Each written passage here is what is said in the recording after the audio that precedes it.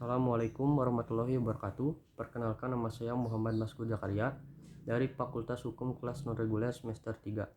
Sini saya akan mengulang kembali hukum pidana lanjutan pada pertemuan ke-13.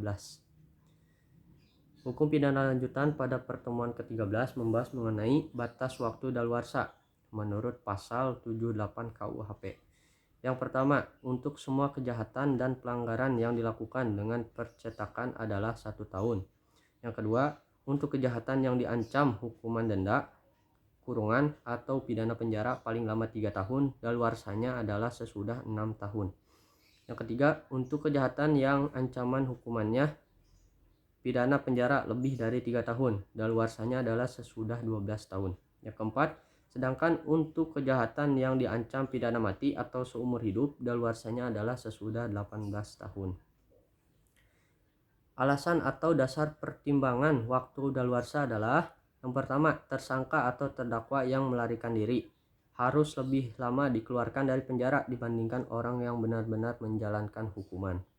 Yang kedua, ingatan orang terhadap kejahatan-kejahatan yang lebih berat akan lama hilangnya. Yang ketiga, kemungkinan untuk memperoleh barang bukti semakin berkurang sehingga sukar untuk dikumpulkan karena hilang, rusak, dan sebagainya. Yang keempat, memberikan rasa kepastian hukum kepada masyarakat. Penentuan tenggang daluarsa menurut pasal 79 KUHP dihitung pada hari sesudah perbuatan dilakukan, kecuali untuk kejahatan pemalsuan surat atau uang dihitung esok harinya sejak kejahatan diketahui.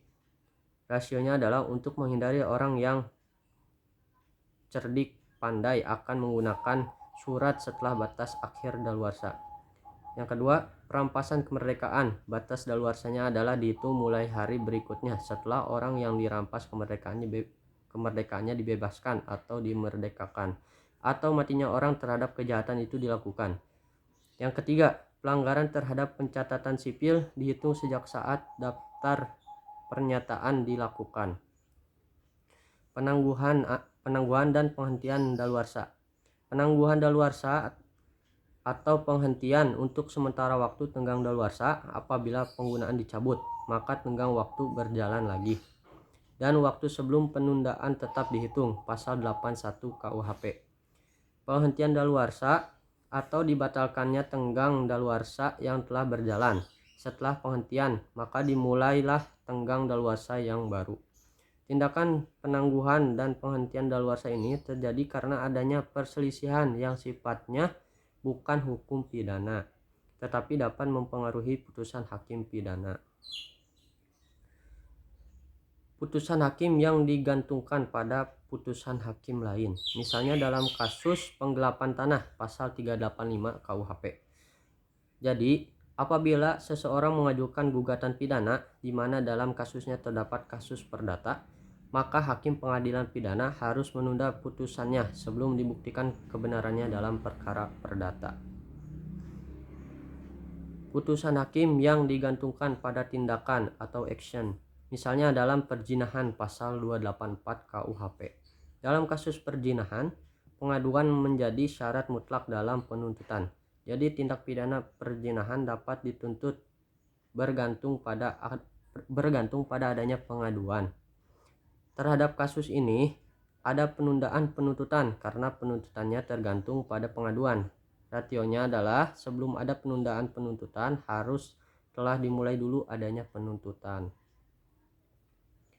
Penyelesaian di luar beracara.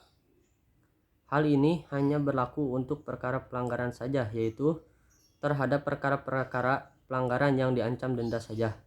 Maksimum denda harus dibayar, diperlukan kuasa dari pejabat yang ditunjuk undang-undang. Afkuf ini sifatnya sukarela dan harus inisiatif terdakwa sendiri. Tidak berlaku untuk tersangka yang berumur di bawah 16 tahun atau anak-anak.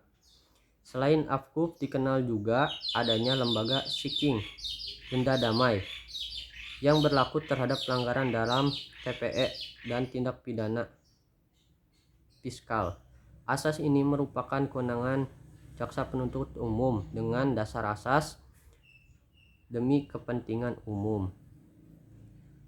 Abolisi dan amnesti. Abolisi adalah meniadakan wewenang dari jaksa untuk menuntut hukuman.